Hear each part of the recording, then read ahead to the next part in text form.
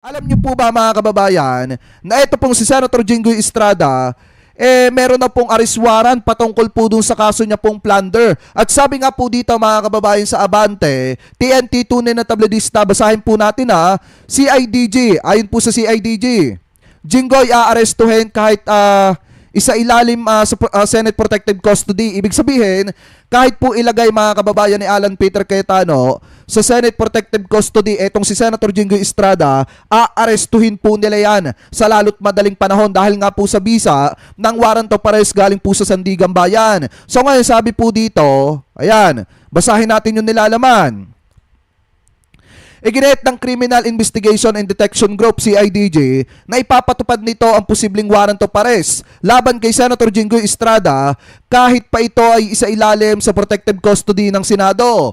Ayon kay CIDG Director Major General Robert Murico II, sa isang press briefing nitong Lunes, susundin nila ang utos ng korte. Sabi pa dito mga kababayan, ipaniliwanag naman ni Murico na hindi maaaring arestuhin ng CIDG si Estrada para sa mga kasong may parusang pagkakakulong ng hindi lalampas sa 6 na taon. Matatanda ang naglabas ng Sandigan Bayan, 2nd Division ng warrant of arrest laban kay Estrada noong Biyernes kaugnay ng kasong GRAP sa umano'y pagtanggap ng kickbacks sa mga flood control project. Agad naman naghain ng 90,000 na piyansa ang senador at maring itinanggi ang mga paratang. Samantala, inaasahan maglalabas ng warrant ang Sandigan Bayan 5th Division kaugnay ng kasong plunder na walang nakalaang piyansa mga kababayan. At kanina nga po, naglabas na ng arrest warrant mga kababayan. Ito pong Sandigan Bayan 5th Division patungkol po sa kasong plunder nito pong si Senator Jinggoy Estrada. At ngayon mga kababayan, ito, pakinggan po natin sabi po dito sa DZMM Teleradio, NBI ensures arrest versus Estrada even he's in Senate mga kababayan, or kahit pa nasa loob ng Senado etong si Jinggoy Estrada, aarestuhin po yan. At yan po ay ina-assure ng NBI. So ito, pakinggan po natin. Balita mula kay Radyo Patrol, Bert Dizon. Yes, Bert. Tita Winnie, iginiit ni NBI Director Attorney Melvin Matibag na ipatutupad nilang ang arrest warrant ng Sandigan Bayan laban kay Senador Jinggoy Estrada sa oras na magkaroon sila ng kopya nito. Ayon kay Director Matibag, kahit na nasa Senado pa ang senador, ay aarestuhin nila ito.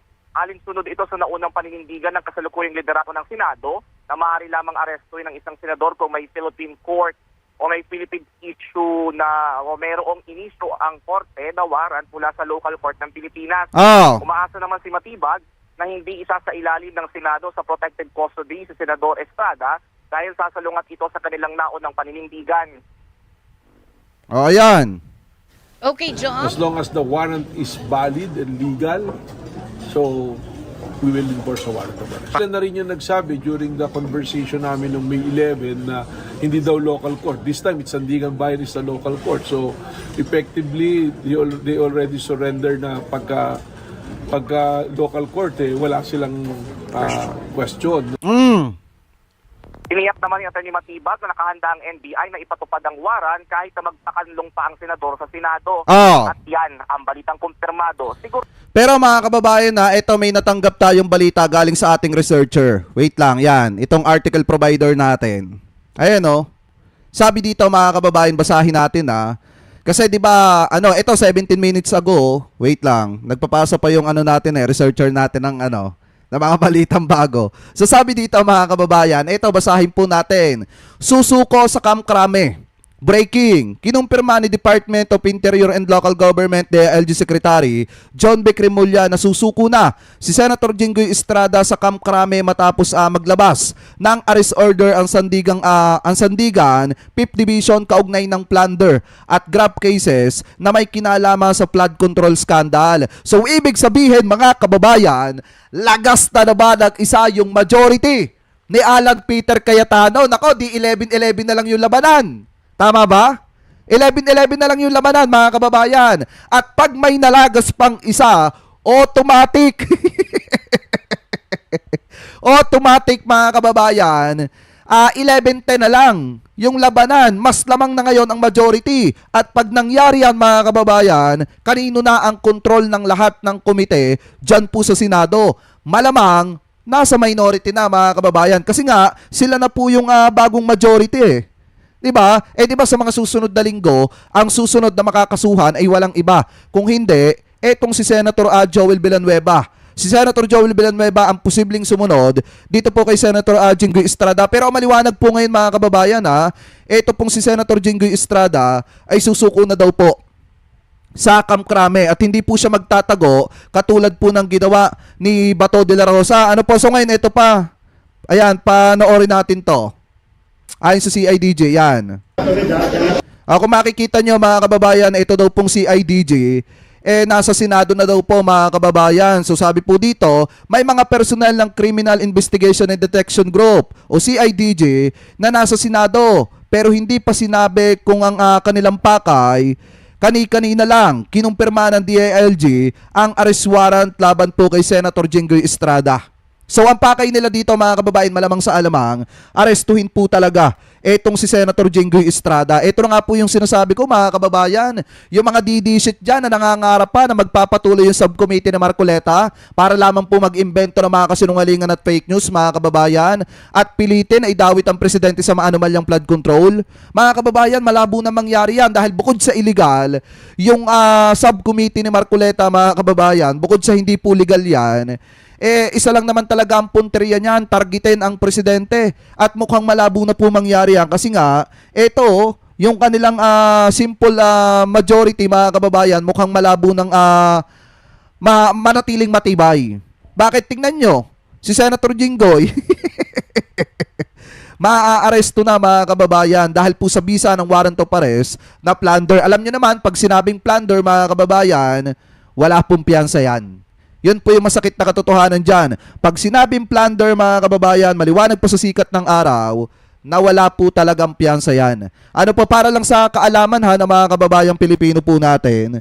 Ano po sabi dito, NBI na lang. Wala kaming tiwala dyan sa mga yan. Hindi naman tatakas sa mga kababayan si Jinggoy tutularan niya si Bong Revilla na susuko mga kababayan sa sa CIDG. Sa CIDG sa Camp Crame. Kasi maliwanag naman nasan ba yun? Eto, pakinggan natin ang dito ni Murico. Yan. Alis po siya ng Senate. Saan po yung mga na-monitor? Ay, eto pa yung isa mga kababayan.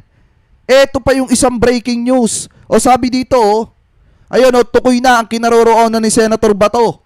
Kinumpirma ni Criminal Investigation and Detection Group, CIDJ, Director Major General Robert Murico II, na meron ng hawak na lead at namomonitor na ang kinaroroonan o site kaugnay ng manhunt operation laban po kay Bato de la Rosa.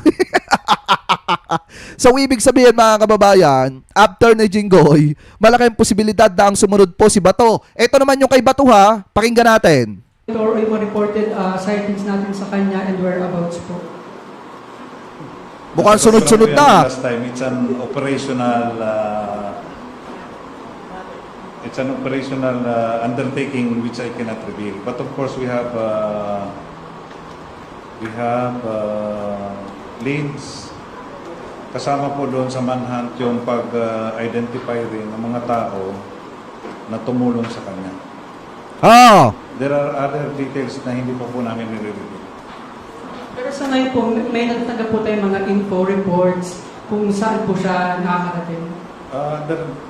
All informations that are coming in are being validated. There will be no stone left unturned. Grabe to mga kababayan, no? 'Di ba? Pagkatapos kay Jinggoy, malaki ang posibilidad na baka maaresto din. Ito pong si Senator Ronald Bato de la Rosa. 'Di ba yung majority talaga mga kababayan ni Alan Peter Cayetano, mukhang malabo po magtagal Kasi kung titingnan nyo mga kababayan, talagang bukod sa galit na ang taong bayan dito po kay Senator Alan Peter Cayetano at gusto nang buwagin ang Senado dahil po sa pambababoy ni Alan Peter Cayetano mga kababayan sa institusyon ng Senado, maliwanag din 'Di ba? Maliwanag din na malapit na ang pagwawakas ng termino bilang Senate President ni Alan Peter Cayetano kasi mauubos yung kanyang majority. Di ba, biruin nyo, sa susunod na linggo, after po nitong si Jinggoy Estrada, malaki ang posibilidad mga kababayan na sa susunod na linggo, ay ito pong si Joel Villanueva naman ang sumuko sa Kamkrame. Kasi sa totoo lang mga kababayan, ang sunod po talaga dyan ay walang iba kung hindi itong si Senator Joel Villanueva. O meron palang press con ngayon si Jinggoy Estrada. Kaya pala ako nagtataka, wala pang plenary session, wala pang Senate session mga kababayan. Kasi may press con pala si Jinggoy Estrada, pakinggan natin yung sasabihin niya dito. Nasa loob na daw ng Senado pala si Jinggoy Estrada, kaya pala magpapapress briefing na mga kababayan. At pakinggan natin kung ano yung sasabihin, baka iiyak eh.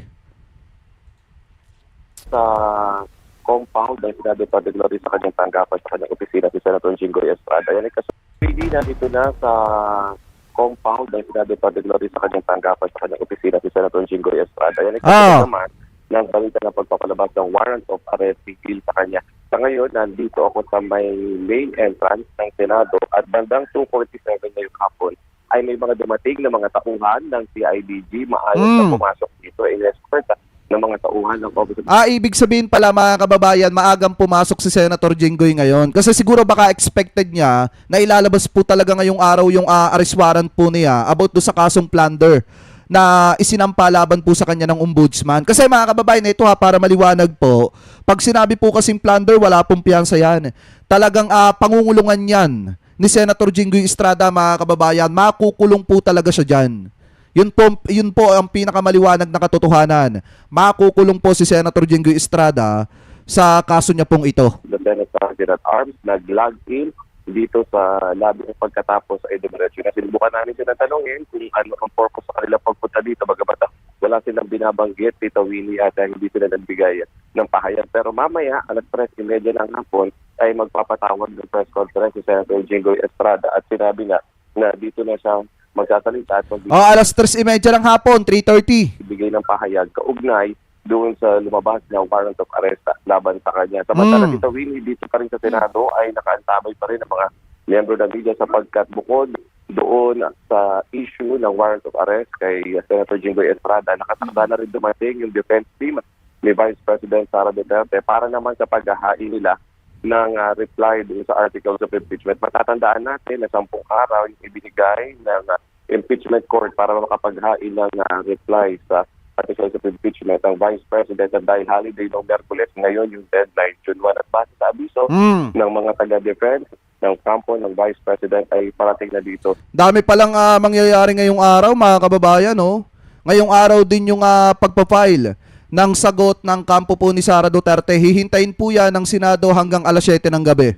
Yung kanilang legal team para maghain ng reply, diretso sila Tita Winnie sa tanggapan ng Senate Secretary at pagkatapos ay magbibigay din daw sila ng statement pagkatapos ng filing. Samantala, Tita Winnie, naglabas na rin ang Senate Blue Ribbon Committee ng advisory kung saan sa Webes, June 4, ay magsasagawa sila ulit ng pagdinig kaugnay ito doon sa flood control project. Ang nakalagda ay nakalagay dito for the chairperson, Senator Pia Cayetano. Naglagay na din ng mga miyembro nitong dito sa North. Ang pinaka-plot twist kasi dito mga kababayan, paano kaya kung halimbawa di ba binabalak nila na magtuloy ng investigasyon sa maanumalyang flood control.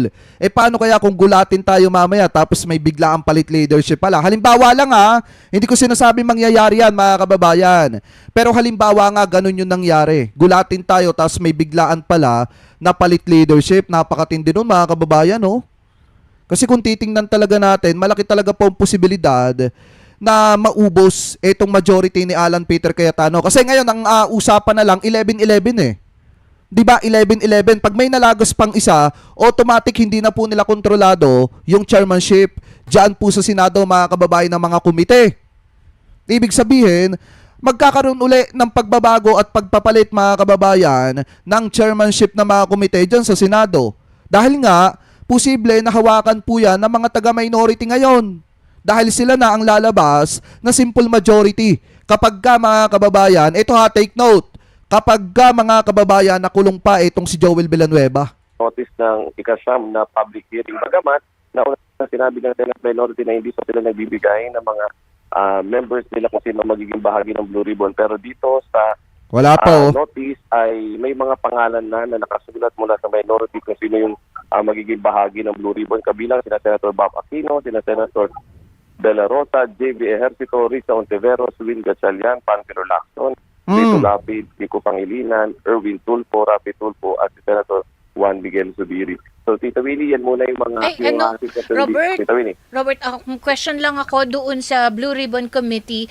Ay, kung mag-uumpisa ulit sila ng investigasyon tungkol doon sa flood control, di ba nga may ginawa na si Senator Ping nung siya yung Tama head? yan, Tita Winnie. Bali, ang mangyayari base sa pagbabasehan natin, itong notice na ibinigay, ikasyam na hearing ang mangyayari sa web. So, ibig sabihin, Tita Winnie, continuation ito ng mga naunang hearing na pinamunuan ng Noe Chairman ng Blue Ribbon Committee na si Senator Panfilo Lacson, Tita Winnie. Ang nakakasuka dito mga kababayan sa Blue Ribbon Committee, gagamitin yung 18 nagpakilalang dating miyembro ng Marines.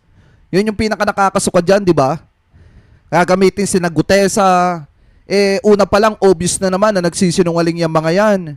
Kaya nga mga kababayan, sa totoo lang, ang nakakapagtaka dito, bakit gusto nilang buksan ulit at the same time, mga kababayan, ang gagamitin pa nila mga testigo, yung mga testigo ng tao na nagbigay ng donasyon dito kay Rodante Marcoleta. Okay, and then, yung sinasabi mong magfa-file ng, maghahain sila ng depensa ang tawag Ang dyan. tanggapan ng Vice President o doon sa article of impeachment, Tita Winnie. So, hindi, yan ay para lamang sumunod doon sa proseso na 10 days, which is Tama yan. supposed to be today. Tama yan, Tita Winnie. Pagkapasa nila ngayon dito sa kanilang reply, ay bibigyan din ulit ang prosecution ng 5 namang araw para sagutin itong reply ng Vice President. And then from there, ay hihintayin natin yung panibagong calendar na ilalabas ng impeachment court. Actually, kanina, Tita Winnie, nagbigay na ng advisory sa media ng schedule, revised schedule ng impeachment court. Pero few minutes after ito ibigay sa media, ibinawi at hindi muna daw o pwedeng gamitin. So, pinabold na muna. So, abangan natin yung susunod na schedule na ilalabas nila dyan sa article of impeachment. So, yan ang inaabangan natin ngayon dito sa Senado, Tita Winnie. Correct. Yung arrest warrant laban kay Senator Jinggoy Estrada, kung ano ang kanyang magiging plano, kung susuko ba siya or hihingi rin ng protective custody at kung bibigyan ba siya dito sa Senado. At ang isa pa ay ang paghain naman ng reply ng Vice President Sara Duterte kaugnay doon sa article of impeachment na inihain laban sa kanya dito sa Senado. Tita Winnie. Ma-action. Ayan mga kababayan. Di ba ang isa sa hinihintay dyan yung pag-aresto kay Senator Jinggoy Estrada? Kaso nga lang ang problema, ito pong si Senator Jinggoy Estrada ay kusa pong susuko. Magsusurrender po siya sa Camp Crame katulad po ng ginawa ni Senator Bong Revilla. So ngayon, mga kababayan, hintay-hintayin lamang po natin itong press con daw ni Senator Jinggoy Estrada kasi magsasagawa daw po siya ng press con, mga kababayan tingnan natin kung ano nga ba mga sasabihin niya dito po sa kanyang press conference. Kung siya ba ay mag-iiyak, mga kababayan, or ano dahil siya po ay maaaresto na. Kasi kita naman po talaga natin, mga kababayan, na ngayong araw, malaki talaga ang posibilidad na ito pong si Senator Jinggoy Estrada ay maaresto. Pero ang sabi dito, 3:30? 3:30 magsisimula, mga kababayan, na itong kanyang press con. Pero 3:34 na, wala pa. So hintay-hintayin lamang po natin kasi nakaset na to itong kanyang press briefing na ito. Press conference, mga kababayan. Siguro sasabihin niya dito yung mga bagay kung bakit siya makukulong, mga kababayan. Pero isa yung maliwanag dito. Hindi niya aaminin yung kanyang pagkakamali. Yung pagkakasangkot niya, mga kababayan, sa pagtanggap ng kickback galing po sa mga anomalyang flood control. Pero ang maganda dito, mga kababayan, alam niyo po ba yung masaya dito? At least napapatunayan natin na totoo nga, mga kababayan, na napapapanagot yung mga sangkot sa mga anomalyang flood control at hindi po sila, mga kababayan, nakakaligtas sa pananagutan. Kasi hanggat walang nananagot, hanggat walang nakukulong na mga big fish, hindi po naniniwala yung mga kababayang Pilipino po natin ngayon, nakikita po nila, mga kababayan, na may mga big fish na makukulong. So ngayon kahit papaano, nagkakaroon ng tiwala ang taong bayan dito po sa ginagawang investigasyon patungkol po dito sa maanumalyang flood control at yung mga gusto nilang makulong, nakikita nilang unti-unting nakukulong. Mga kababayan, ako nga, ang hinihintay ko talaga dyan, na mapapanagot, yung iba pa. Katulad din na Joel Villanueva, kung talagang mapapatunayan na sila'y sangkot, dapat po silang managot. Kung maaari nga, dapat kasama din si Paulo Duterte dahil doon sa 51 billion. Diba? At idinawit siya mga kababayan ni Cabral. Yan yung mga dapat nating makita na managot talaga mga kababayan. Especially kung si Romualdez sangkot din at mapapatunayan din mga kababayan na kumuha rin ng kickback galing sa maanumalyang flood control, o di dapat din siya managot. Ganun lamang po kasimple yan mga kababayan, lalo na kung matibay po ang ebidensya laban po sa kanila. So ngayon, hintay-hintay lamang po natin kasi may press con daw mga kababayan itong si Jinggoy. Di natin alam kung ano yung mga sasabihin niya dito, pero maaga daw pumasok si Jinggoy mga kababayan Maaga daw naglag, dyan daw po sa Senado. Kasi nga naman mga kababayan, siguro expected na nga na maglalabas ang Sandigan Bayan, 5th Division, ng arrest warrant. Patungkol po sa kanyang kasong kinakaharap na plunder. So tingnan natin doon sa iba.